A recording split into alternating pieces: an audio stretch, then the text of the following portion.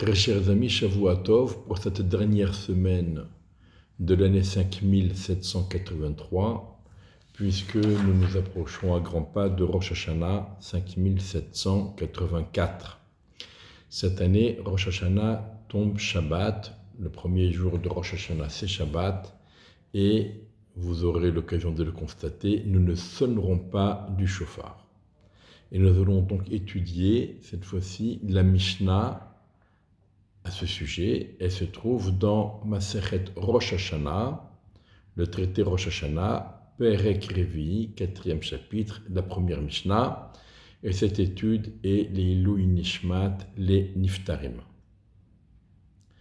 Yom Tov shel Rosh Hashanah shechal yod b'Shabbat, lorsque le Yom Tov de Rosh Hashanah tombe Shabbat, c'est le cas cette année, et c'était également le cas, nous fait remarquer le Rav Baruch Rosenblum, c'était également le cas du premier Rosh Hashanah célébré dans le désert à l'époque de Moshe Rabbeinu.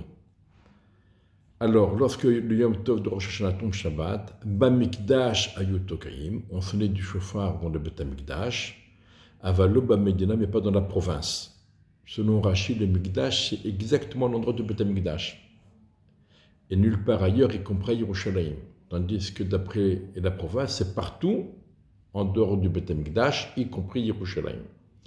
D'après le Rambam, Mikdash désigne le Bet Amikdash et Yerushalayim, l'ancienne à l'époque de la Mishnah.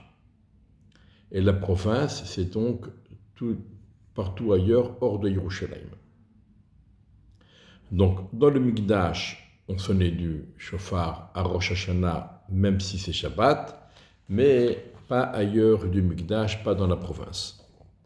Mishecharav Bet Mikdash, depuis que le Bet Mikdash a été détruit, Itkin Rabban Yochanan ben Zakkai, Rabban Yochanan ben Zakkai a institué chez Yehu Tokrin Bechol Makom Sheshbo Beddin, que l'on sonne du shofar le jour de Rosh Hashanah, même si ça tombe Shabbat, partout où se trouve le Beddin. Qu'est-ce qu'on appelle le Beddin? C'est selon les avis, il y a différents avis à ce sujet, soit c'est partout où il y a le Sanhedrin Ketana, parce qu'il y avait le Sanhedrin Gedola qui était composé de 70 membres, et il y avait le Sanhedrin Ketana, le petit Sanhedrin, composé de 23 membres, seuls habilités à juger les peines lourdes, les cas qui pouvaient aboutir à une sanction de mort. Certains pensent que non. Beddin ici, ça inclut également le Beddin de Troyes, à condition qu'il soit smuchin.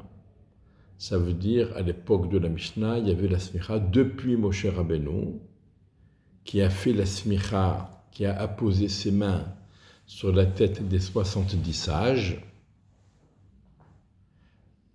Et cette smicha, la position des mains du maître sur la tête de l'élève, a été perpétuée de génération en génération jusqu'à l'époque du Talmud.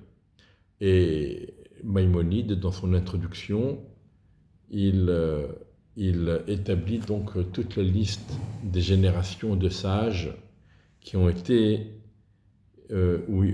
tant qu'il y a eu la smicha.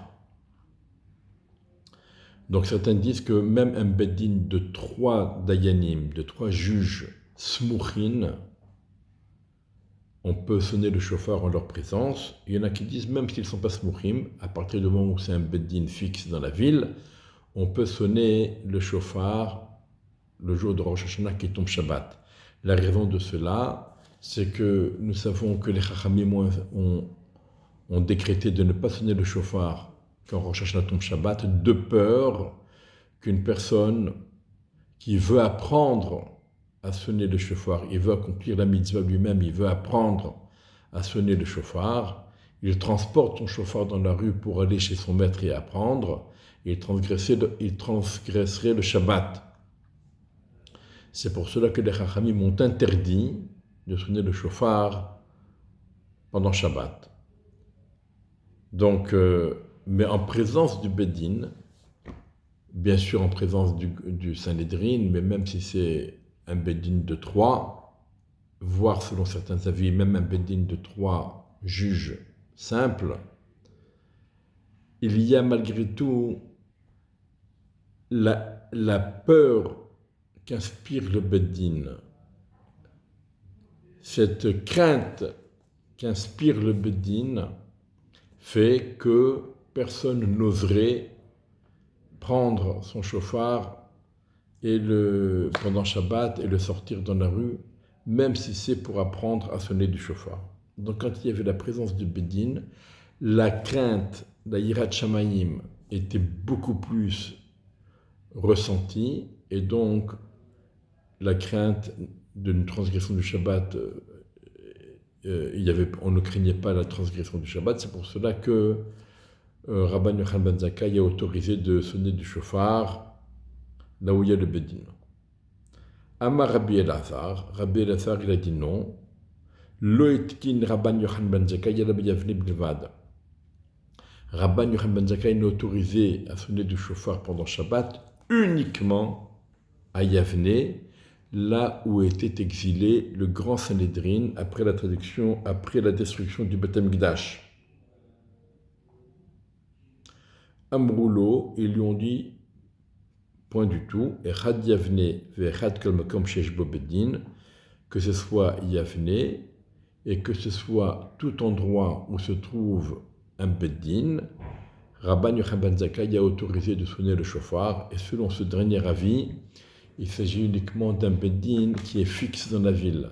Mais si c'était un Beddin qui n'était pas fixe, mais il se trouve que les Dayanim étaient présents dans cette ville pour cette occasion, là on ne sonne pas le chauffard, uniquement si c'est le Beddin de la ville, le Beddin fixe de la ville.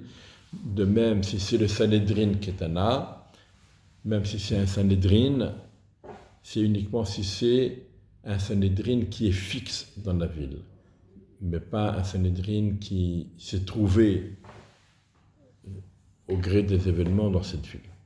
Le premier avis, lui, pensait que tant qu'on est en présence du Beddin, même s'il n'est pas fixe dans la ville, c'est quand même permis. Le dernier avis dit non. Il faut que ce soit un Beddin qui soit fixe dans la ville. Voilà. Donc, nous avons appris cette Mishnah en l'honneur de Rosh Hashanah qui tombe Shabbat cette année, et nous avons compris donc pourquoi nous ne sonnerons pas du chauffard ce premier jour de Rosh Hashanah. À toutes et à tous, Shana Tova, Ktieva, Vechatima Tova, Tisku, Leshanim Rabbot, Ni Mod Tovot, une bonne santé, qu'Akadosh Baruch Hu agrée toutes vos demandes dans tous les domaines, Bezrat Hashem. Shabbat Shalom et Shana Tova.